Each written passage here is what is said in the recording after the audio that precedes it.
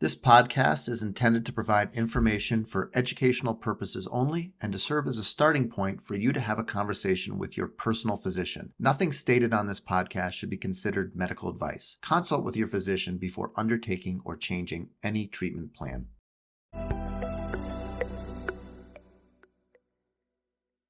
Well, I think that this episode would be kind of fun for us to do our predictions in weight loss trends for 2024. 2023 was a wild year, don't you think? I mean, it was a crazy year in the world of weight loss. It was a crazy year in our practice. Yeah. You know, this was the year that Ozempic came out. Right? It was the year of Ozempic. It was the year of Ozempic. And, you know, I think up until this time, we've known this because we've been doing bariatric surgery for a while. But, you know, I've been talking literally for about 15 years now about how obesity is a metabolic disease, and if you're going to be successful in your treatment, you've got to treat it like a metabolic disease. I think Ozempic is what is going to really get the world to start to believe that. Kind of tilted the scales a little bit, it seems. Yeah, for sure. We've seen so many people find success with these GLP-1 meds, with initially Ozempic and ultimately Mounjaro and now Zepbound. And they're finding success when they haven't for decades of trying. And it really just shows you that this is a metabolic disease, and unless you address it like that, you're just not going to be able to lose weight. Most people aren't going to be able to lose weight. Yeah. And you mentioned Zepbound. So we have actually 10 topics, 10 kind of trends that we're going to cover today in today's episode. Starting off with Zepbound. Do you want to jump right in, Dr. Winter? All right, Zepbound. So my first prediction is that Zepbound is in and Ozempic is out. So the naming of these medications is now even more confusing with Zepbound. We've talked in the past about our thoughts on the name Zepbound. It seems like there's like 8 different medications, but the truth is there's 2. There's semaglutide, also known as Ozempic, also known as Wegovy. Semaglutide is a generic name, and that's how, when it's sold as a compounded molecule, it's sold usually under the name semaglutide. Ozempic is for diabetes. Wegovy is for weight loss. With the other molecule, tirzepatide, that's the generic name and what it's sold as in terms of when it's sold as a compounding agent, is also known as Mounjaro. That's the diabetes version. And now Zepbound, that's the weight loss version. Same medication, there's just 2 of these. So Zepbound just came out for weight loss. Up until this was released, it's really been only Wegovy as the only GLP-1 that is approved for weight loss. People have been prescribing Ozempic and Mounjaro. We've done that literally hundreds and hundreds of times in our practice, but we've had to prescribe it off-label using a diabetes med for the treatment of weight loss, knowing that it's the same molecule, so it's really just an insurance difference here. But Zepbound's out, and now that it's out for weight loss, I believe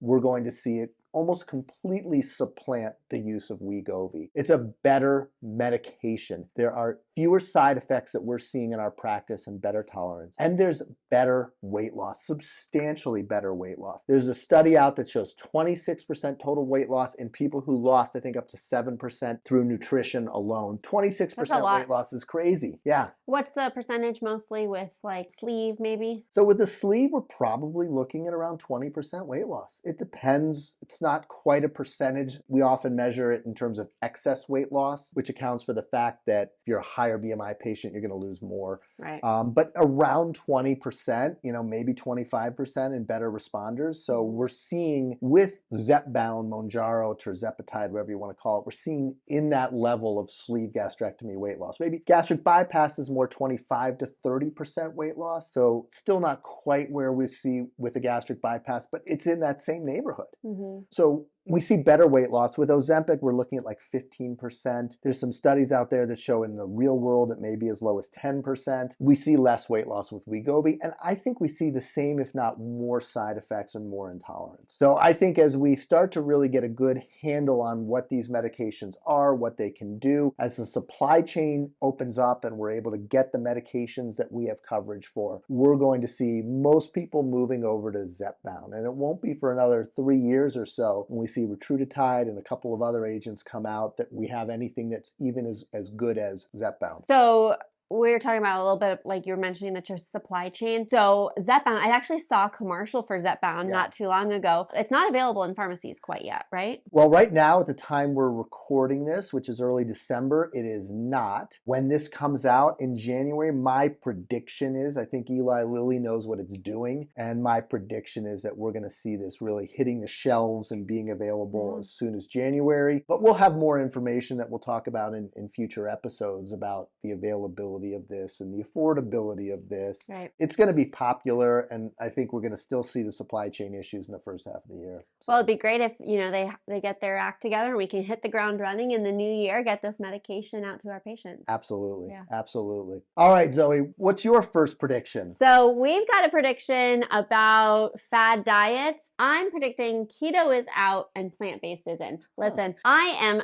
very excited for keto to be done having its moment. I am not a fan of keto. Are you? No. Oh my gosh. So, I mean, we've talked about, keto and fad diets before, why they perhaps don't work, what medical implications it can actually have on blood work and that kind of thing as well. So the fact that mostly plant-based whole food diets having more of the spotlight, that's what we preach. That's what our main philosophy of our nutrition program and our practice as a whole is. And so really focusing on high volume, high fiber, whole foods. I mean, that's really where we're going to see not only better health outcomes, but of course, better weight loss outcomes as well. Yeah, I think that's a great point. Obviously, the Pound of Cure program on the front cover we've got a big grocery bag of vegetables. We got the vegetable head right here. So yeah, obviously I'm a big fan of vegetables and a plant-based diet, not plant-only diet, but just where most of what you eat is vegetables. And when you eat meat, you eat less of it. But first of all, I agree. It's time for any diet that endorses eating a pound of bacon as being compliant with the diet. It's time for that to go away. Or right? pouring butter into your coffee. Pouring butter into your coffee, right. Anything where that's kind of the mainstay of the nutritional approach, it's time for us to move out of that, because I think it doesn't take a nutrition expert, dietitian, bariatric surgeon to know that's just not healthy. Right. And I also think that the more people who've tried it, maybe they've lost some weight, but guess what? They can't keep eating like that forever. And so as soon as they stop, the weight comes back. And so I think, perhaps I'm hoping that as a society, we are moving towards this idea that we're really big on, which is the sustainability, right? Sustainable weight loss. And so I think the more people who have tried keto realize it's not sustainable, realize they're not getting, better health outcomes because of it, we're kind of ready to move on, and I'm here for it. Perfect. Yeah, I think, with a keto diet, you smell bread and you gain weight, right? Yeah. Also, I think as we start looking at the GLP-1s and recognizing what they do, the keto diet doesn't work great when you're on GLP-1s at all. More nausea, GI upset. And so I think if we're looking at a nutritional program that's going to work well with these meds, a plant-based diet is going to be much more comfortable. All right. So the next prediction is not good news, unfortunately. I think it is going to become much harder to get GLP-1 weight loss medications through your insurance. We have seen a lot of loopholes that we've used. In our practice, we write 20, 30 new GLP-1 prescriptions per week in our practice. I mean, we're the biggest prescriber in Tucson, I think, without question. And so we've figured out pretty much every prescribing loophole we can use to get patients approved for their medication so their insurance covers it. And I won't go into the details, but there's some gaps in insurance coverage and some things that have been done in the past. They're very slow moving. They're like a cruise ship, changing their medical policy. They can't just change it on a Tuesday in the middle of June, right? They need to go through it. They need to get it approved. It has to change with the calendar year typically. And so we're going to see all these companies have been spending a lot of money on these meds. They know exactly what they're doing, and they're going to close these loopholes. They understand where these are. We're already seeing it. We're seeing announcements about it. And our fear is that we have a lot of patients out there on these medications, and they're going to show up to pick up their prescription in January, and it's not going to be covered by insurance. Yeah.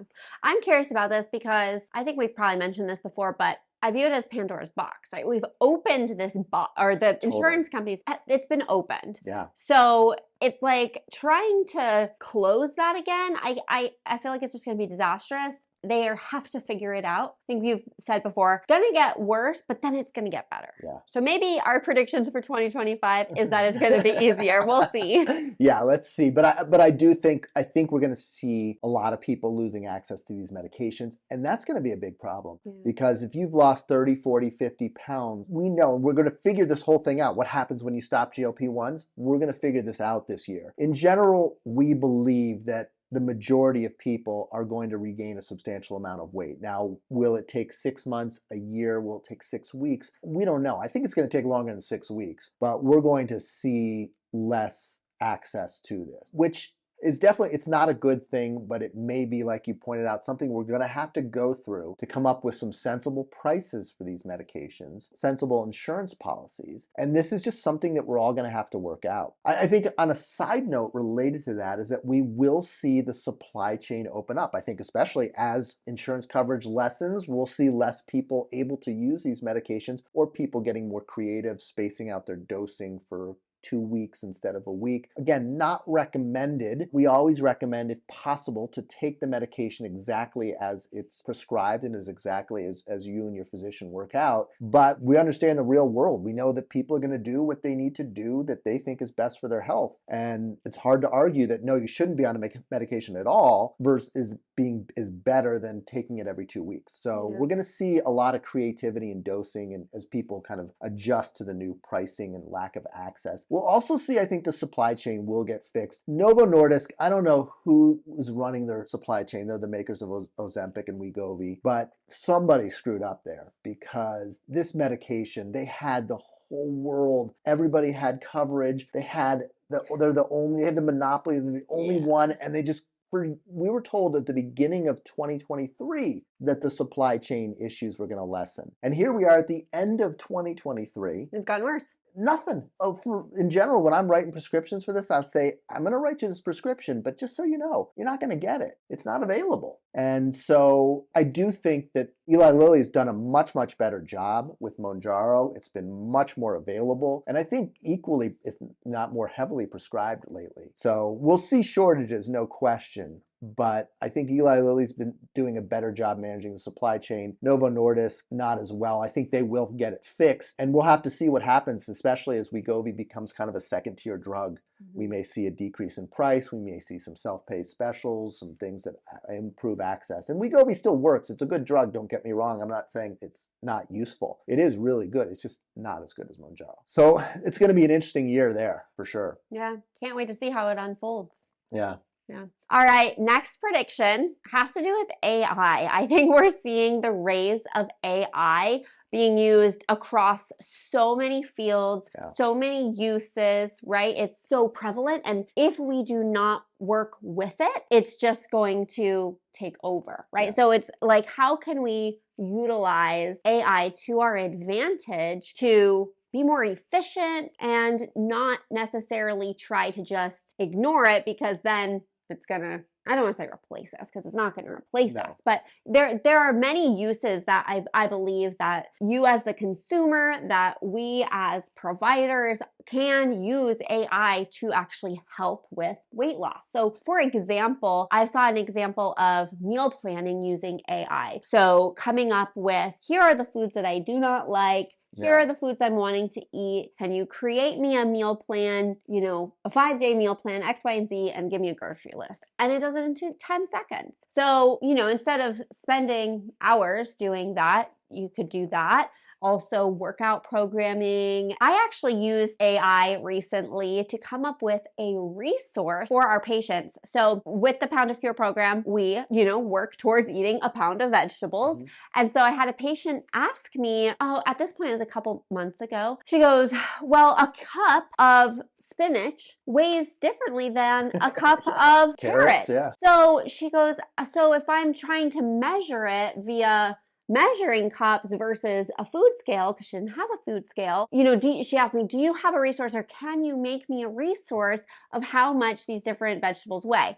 And I said, I don't have one already made, but let me get back to you. I'll work on it. I spent about an hour starting it, right? Made an Excel spreadsheet. I was doing all the research.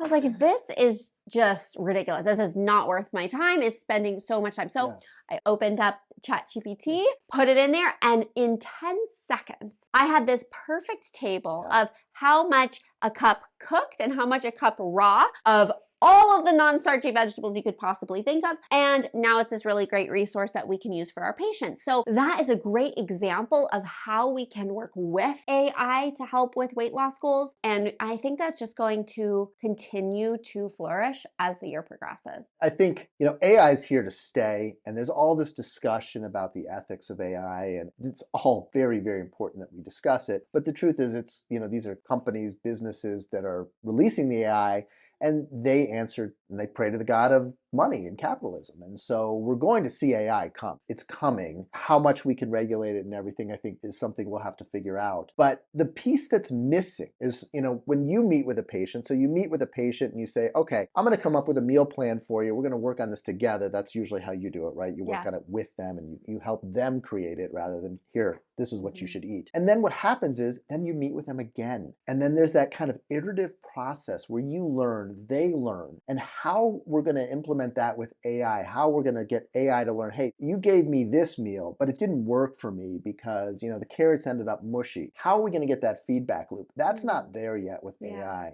And so that'll be interesting to see how that works out. Yeah, well, and I think that really reinforces what AI cannot do, which is the human connection piece. We can use AI for maybe being more efficient in data collection and whatever, those kind of tasks, but meeting with the patients, working through more of that interpersonal connection and handling specific situations that only humans can do, that's going to make us irreplaceable as humans, like, obviously. Maybe. Hopefully.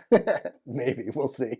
Depends on how smart it gets. I hope you're right, Zoe, but I don't know if you are.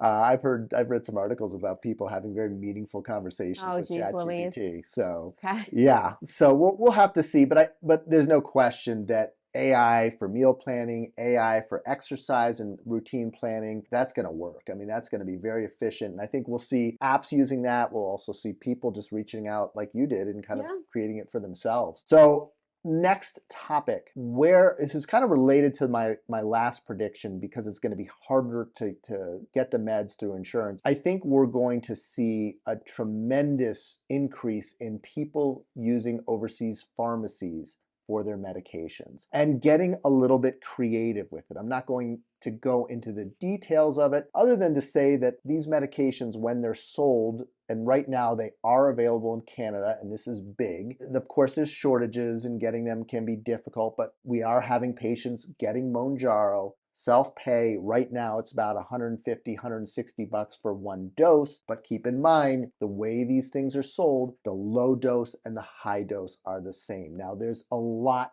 to kind of using this in a responsible way because it's sold as a single-use vial and it's tricky and you can make mistakes here and they can be dangerous. But there is something there. We're going to see that as the major direction where a lot of people who don't have insurance coverage may find that they're able to get it. And the consequence of this, though, is that where normally we're just ramping the dose up, we may find that the higher the dose, the higher the expense. And so we may see people really trying to get by with low dose Mounjaro, low dose Ozempic. We've done this in our practice and it does work. I mean, the low dose of these medications, especially when you really dial in the nutrition, get enrolled in our nutrition program, focus on the metabolic reset diet, and really getting as much healthy food as we talked about, plant-based food, we see great weight loss. And it may be that just that low dose almost acts as a diet enhancer. You change your diet where normally you kind of plateau and stall. This kind of keeps you moving along at that low dose. And so I think we're going to see more low dose use of GLP-1s, more use of overseas pharmacies, and people getting creative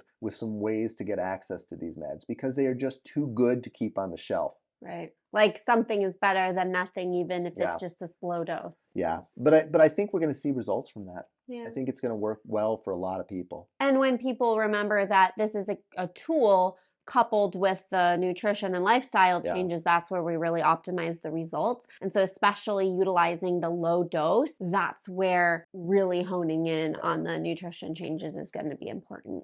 Yeah, and we'll see less side effects with that approach too. Yeah, true, true. Okay, so our next prediction has to do with non-diabetics utilizing continuous glucose monitoring. I've seen this really popularized by fitness influencers and kind of like this is the thing you put on your shoulder, and it tells you like on your phone what your glucose is on like a minute by minute basis. Right, exactly. You can pull it up on the app, Right. see what your glucose is. Like I said, fitness influencers, kind of Silicon Valley, tech driven kind of data people. Right. So here's the thing. It's kind of as though we're taking this we're using one piece of data to make decisions about nutrition that is much more complicated than just the one piece of data, right? Yeah. So trying to create a data set and predict, sort of like how they're trying to use data to predict social media clicks and whether somebody will purchase a specific product. Using that same structure or that same algorithm almost to make predictions about what your body needs nutritionally, but based on one very simple piece of data. Yeah. You would need so much other data in order to create this really educational and physiologically data-driven decision. Accurate model. Yeah, right? Yeah, exactly. So I really don't think that it's worthwhile. I mean, listen, if you see a fitness influencer telling you to buy this continuous glucose monitor utilizing their code, they're just trying to make money. Absolutely. And I think it's important to remember that most people, you don't need it. Yeah. And so we might see it trending more and you might not, but I think that if you see it as a trend, let's just skip on over it and really focus on utilizing your nutrition to manage your blood sugar levels. Yeah, I think they're trying to use the same science about if I make a video of measuring my blood glucose while I eat a cheeseburger or I eat carrots or I eat something, they're using the same science that's going to get them all the clicks and the likes and the shares from that video to try to make assumptions about their nutrition. And you need, like you said, you need way more parameters. And to collect all those parameters, you'd be walking around like a bag over your head measuring your inhaled oxygen and exhaled carbon dioxide and your sweat and your sodium and potassium and kidney function and heart rate and blood pressure. And, you can't walk around measuring this stuff all day long. So the problem is that, we're seeing Silicon Valley apply Silicon Valley techniques to the human body. And the human body, no matter how complicated their algorithms are, the human body, it's 10 times more complicated. And we know 1/10 about it. What we do with the technology. Less predictable. Way less predictable. And individualized too. Right. So yeah, I agree with you. I think it's, I hope that's on its way out. But I think you're right. I think we're going to see more, people trying to hack their body.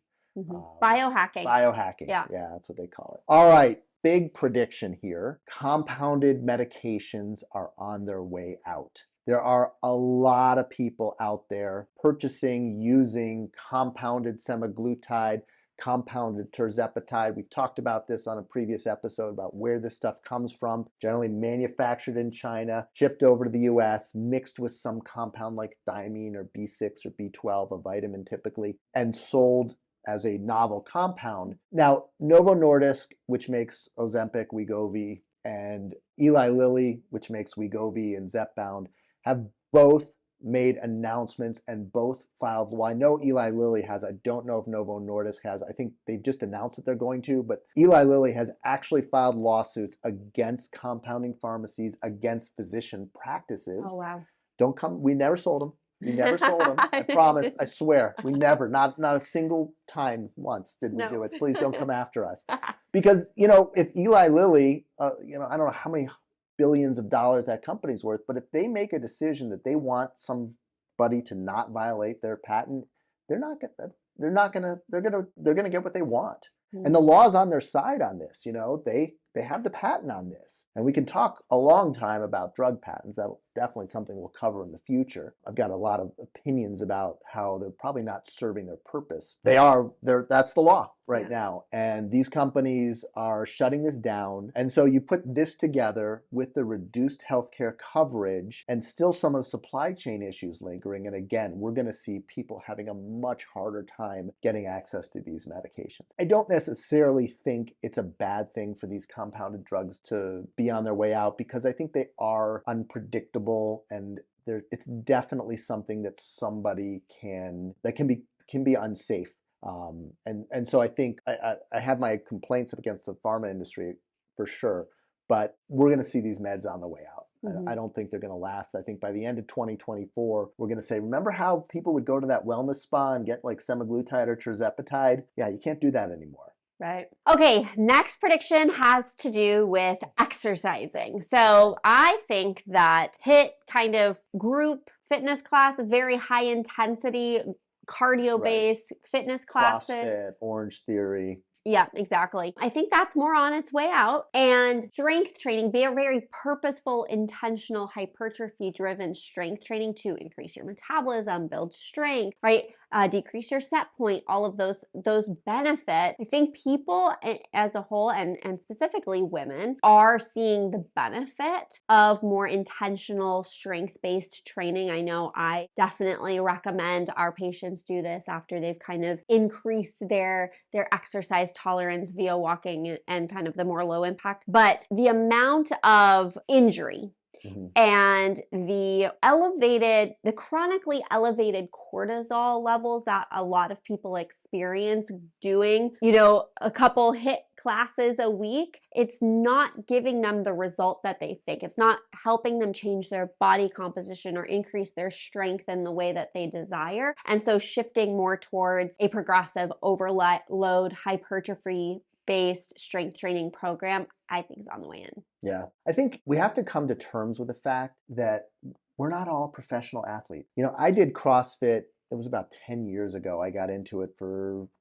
I did not last a year, I can tell you that much. And I remember I had to cancel cases because I couldn't straighten my arms out. Oh my gosh. I couldn't operate. And at that point I was like, this doesn't make any sense for me. And I think, the thing is, if you're going to be a professional athlete, HIIT training is probably really good for you. Yeah. But you know what happens? Explosive power. Yeah. You know what happens to professional athletes?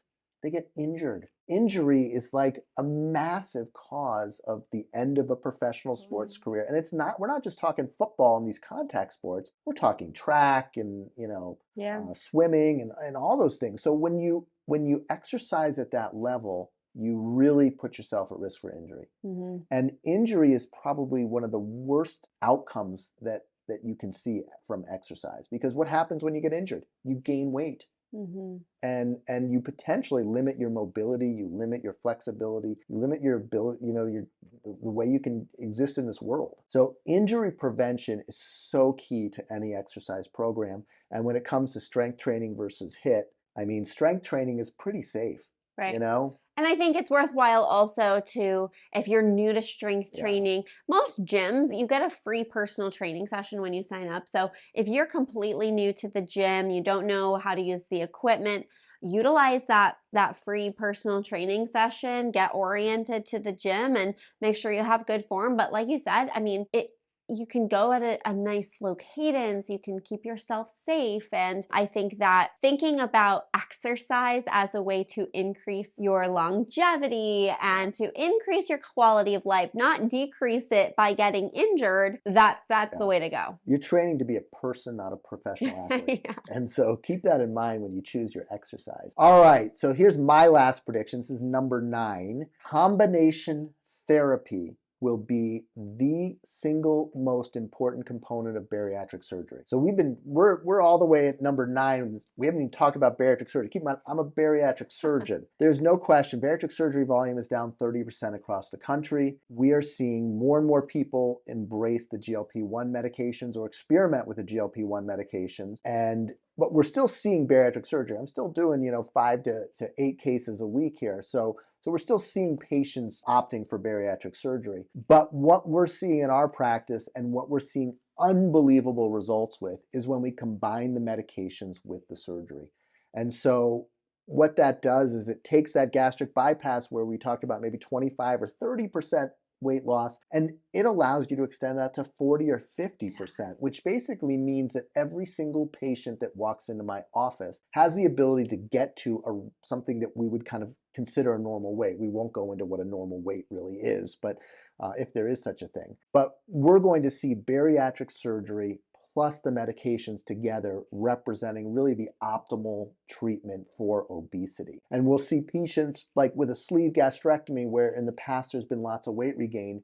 We're going to see those patients being able to maintain their weight long term. We'll see patients who say, you know what, the meds are not for me. They may opt for a gastric bypass. But they also get to know that, hey, down the road, at 10 or 12 years, you start to gain a little bit of weight back, there's a treatment available for you. And so that takes some of the criticisms that have been rightfully given to bariatric surgery, which is that there is weight regain. And all of a sudden, we've got a treatment for it. So yeah, it happens, but there's a treatment. So we're going to see more and more bariatric programs, more and more bariatric patients recognizing the power of combining nutrition, GLP-1 medications, and the surgery for optimal weight loss results. And we're going to start to see more and more of these patients who are struggling at 350, 400, even higher weights, getting down to really unrecognizable weights that we haven't seen before in the history of treatment of obesity. It's pretty powerful and so exciting too that there's now this option that people can see a weight that they haven't seen in decades.